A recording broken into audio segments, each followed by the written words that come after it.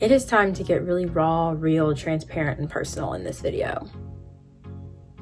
Hey guys, welcome back to my channel. It is Jenna here with another video, pretty different video than what I usually do. So today I am going to get really transparent with you about what it's like after college for me personally, with my 8-to-5 job, what I make, my student loans, how I'm budgeting, all that crazy nonsense that you're not taught in school. If it can help even just one person out, I will have done a great job. So this is why I'm making this video, and I hope it helps somebody. Before we jump into the video, if you can click the subscribe button, like the video, comment, share with your friends, turn on the bell notification so that you are notified every time that I post a video. And then lastly, just follow me on my socials, aka just my Instagram at xjenna. Okay, so I guess I should first start off by saying, kind of going from the top. So I walked in graduation in May from the University of North Carolina at Chapel Hill. I majored in psychology and I minored in neuroscience.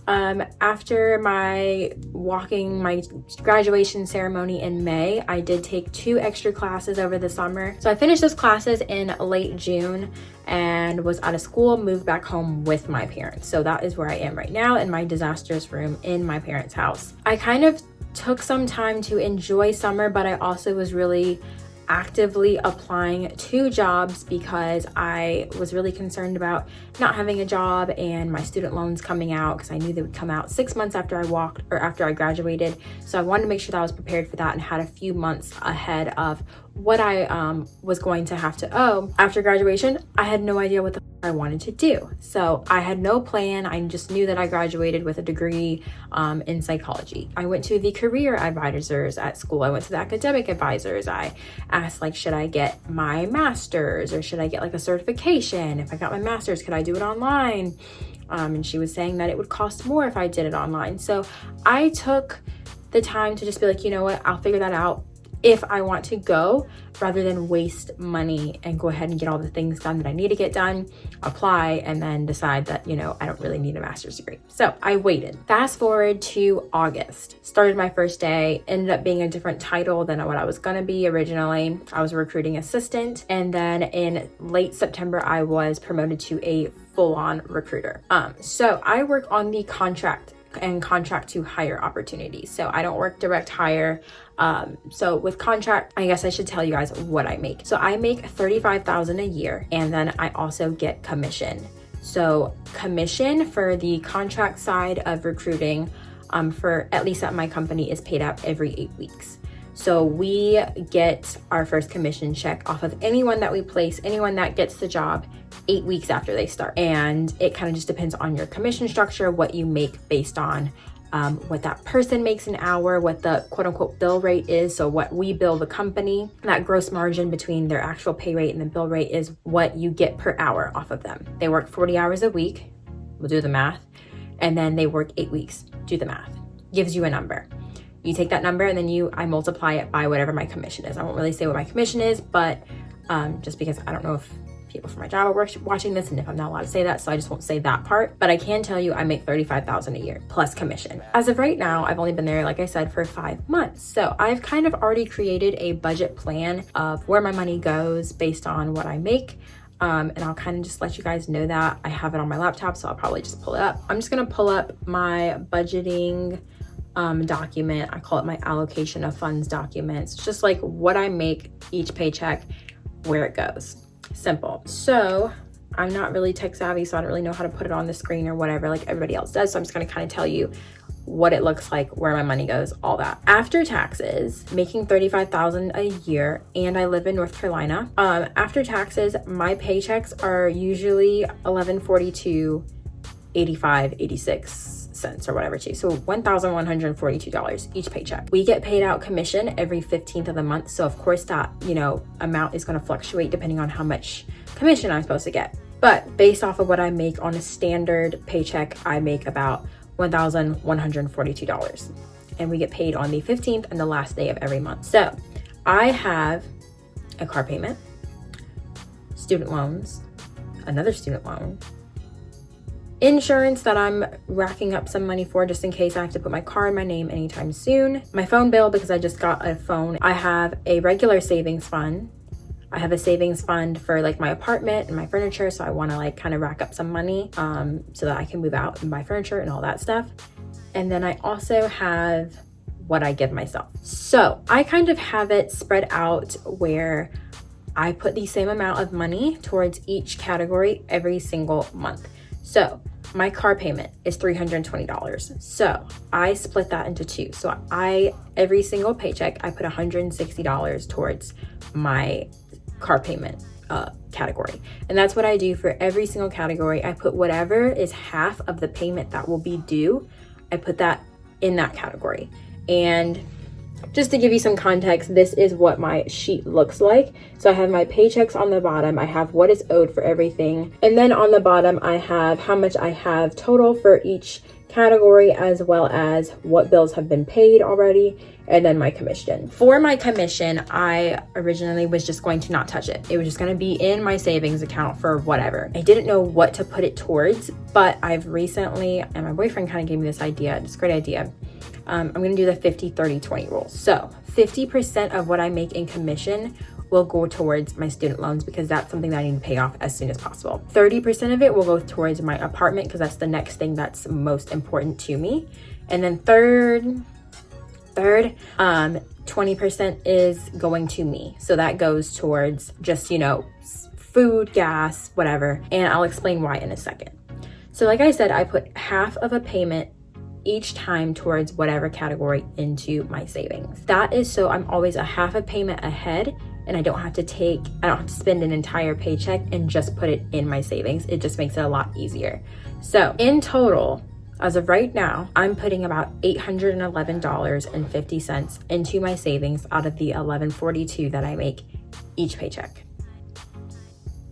This is not one of those videos where I'm gonna tell you, oh my God, like this is, how I paid off my student loans in like a year's time, or like this is raw, real, and I'm struggling. Like this is my struggle video. Maybe in the future, I'll, do a 6-month update, a year update on how I'm paying off my student loans, whatever. But for right now, this is really real. Each paycheck that I make of $1,142, $811.50 goes into a category, into my savings for something that I have to pay off.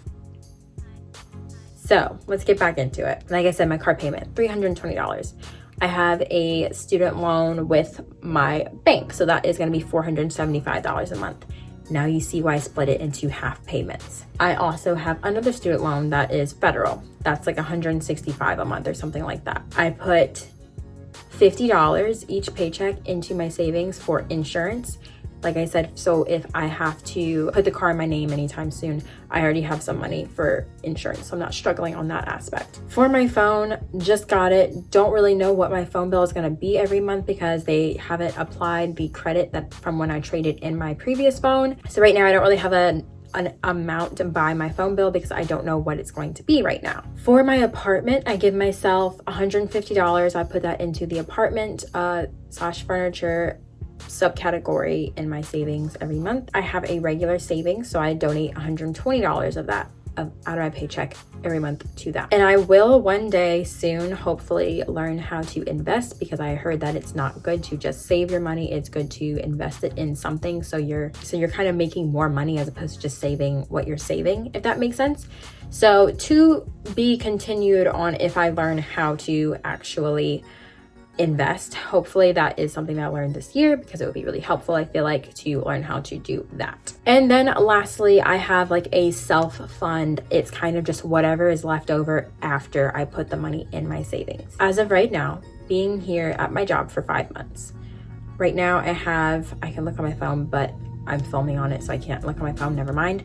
Right now I have about $6,000 in my savings. Based on what I have on this sheet, and it is very up to date, I believe so. My car payment just came out on the 5th. It is the 12th, I believe, right now. So right now I have $106, so half of a car payment right now in my savings.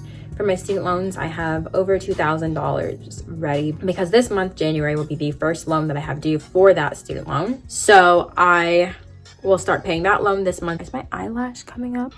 It's not, but it looks like it. I'm a couple payments ahead, which is awesome. So if something happens for my second loan, I have $435 for that. Like I said, it's about $160 a month. So I'll get back to that one in a second. My phone bill.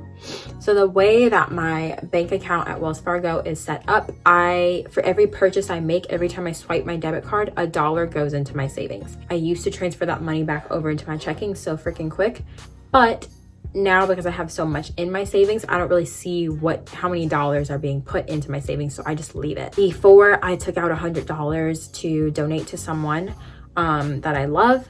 I did have like $140 something in my that was accrued from just extra dollars from when I had swiped my debit card. And the last $44.50, I just put that towards my phone bill. So the next time I have, to pay that, I'll have some money already in there for that, as opposed to just taking it from what I give to myself every time that I'm paid. So that came in clutch as well. For my insurance, I have $500 saved.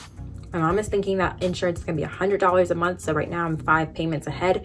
I may slow down on that one and give myself a little bit of extra money, maybe put it somewhere else. In my savings, my general savings, the category that I just donate to a rainy day, perhaps, I have $1,200. I could invest that $1,200, which I intend to do once I kind of learn how to trade and do all that kind of stuff, because I don't want that money just to sit there and not accrue anything. I feel like it's just kind of pointless when you can be making extra money. So that's one thing in 2020 that I am planning to do. For my apartment/furniture, right now I have $888 in there.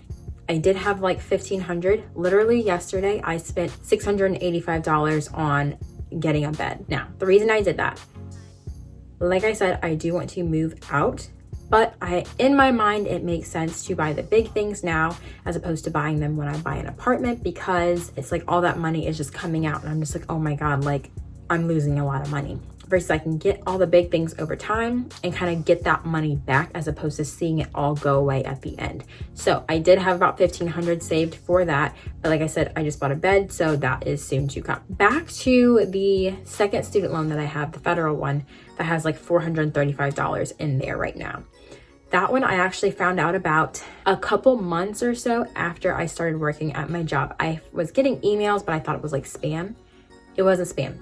I had another loan that I had no idea about, the federal loans, and those were going to be coming out the same month as the other student loans that are $475 in total. So I was completely blindsided by that, and I freaked out for a second, and then I was like, okay, but I do have a few months that I can save money to actually go towards that category. I started saving right away, saving the half of payment ahead. I just paid the first payment. Like I said, it was $160 or something like that, $150, $160. I paid $200 to that. Made the mistake of not putting that extra money towards one loan. Instead, I put it towards the total amount. Shouldn't have done that. I know next time that I won't do that. But I paid $200 because, like I said, I do make commission from my job. So I had just let that commission sit in my account, and it was not going towards any subcategory. And I had about $531 that needed to go somewhere as opposed to just sitting there. What I did with that is the 50-30-20 rule. So 50% of that $531 went towards student loans. My mom told me best to probably pay off the smallest one first, which is my federal loans. Put that 50%, which was $265 and a couple, some cents, to that loan. 30% of it went towards the apartment, so I put an extra $159 in my apartment subcategory. 20% of that, the last 20%, went towards me. So it went towards whatever I want. So whether I spend that money on clothes, which I probably did, or if I needed gas or my phone bill. And I'm pretty sure a lot of it went towards my phone bill because it surprised me that it was $160 for the first time. But anyway, when I put that extra $259 towards my student loan, my federal student loan, when I paid my first payment, I only put $50 extra in that payment. So it came out to $200. I still have $215 from my commission that went towards my my federal student loans. So I plan to be more savvy with that in the future. And like I said, put it towards one loan to pay it off quicker, as opposed to putting it towards the general amount and it not really going anywhere. But right now, that is what I'm doing in terms of paying that off or using that commission. And the great thing about my job is that I make as much as I want to make. So the more placements I make, the more people I get jobs, the more commission I make. The longer they work, the more commission I make. However, some people get fired. Some people's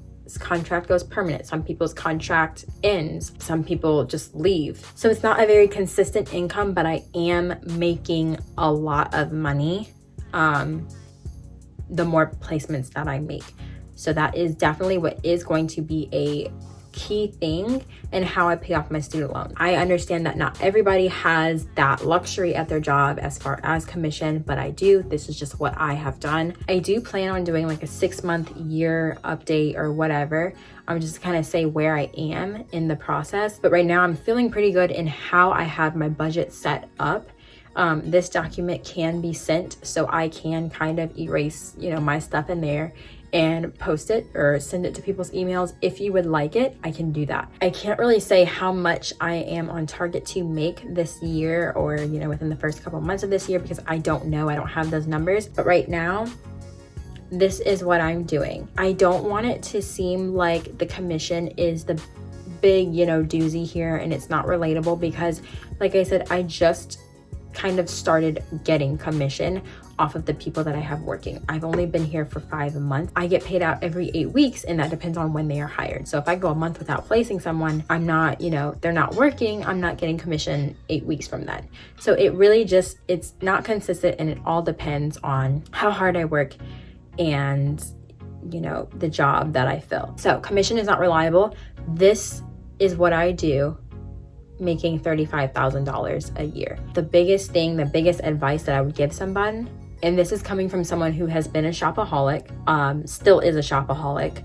I've been working since I was 17, never saved a dime of that money. I just started saving August 5th when I started my job and, started getting paid. So this is what I've been able to kind of accrue over time, being there the 5 months that I have, making $35,000 a year. And like I said, so far in my savings, I do have about $6,000 something dollars. But of course they go to different subcategories, and a lot of those are going towards bills. So I can't really necessarily count that because it's not my money to spend. It's not like I'm saving it and like, oh my God, you have $6,000 like in your savings. That's so great. Like, no, 2,000 of that already goes towards student loans. So that's not even mine to touch. So my biggest advice to someone who is making what you're making, even less or whatever the case may be, figure out what your finances are. Put half a payment for each bill that you have in your savings each time you get paid.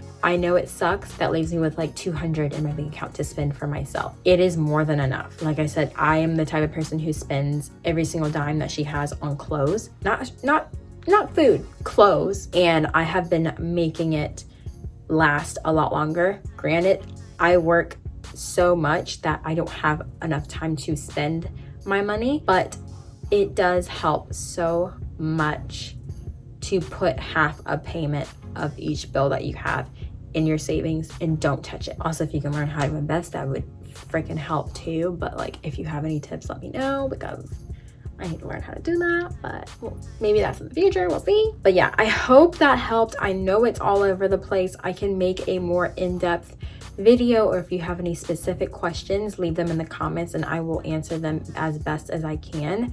This is not by any means, I'm saying, the best way to go about saving or putting money aside or like whatever your case may be. But right now, this is what works for me and what has been working for me. It has been really fulfilling to see my savings grow and grow and grow, even though I know it's going towards something and it's not going towards maybe my future. It does help me kind of realize the value of it. If I find a better process, of course, I will kind of make a different video and let you know. But right now, this is what is working for me. I don't know how to use Excel and put in formulas and all that, but like, this is the easiest way so far that I have found to, help.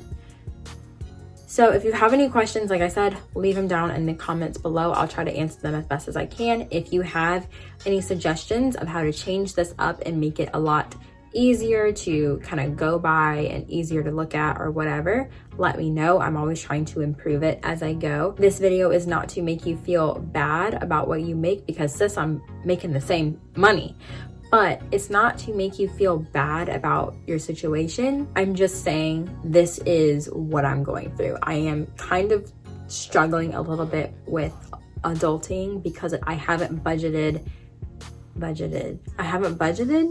anything in the past, so this is very new to me, and that's why it's kind of freaking me out a little bit. But like I said, it is fulfilling to see where all the money is going and that I'm actually being proactive about my money and how I spend it and where it goes. It's giving me a sense of purpose.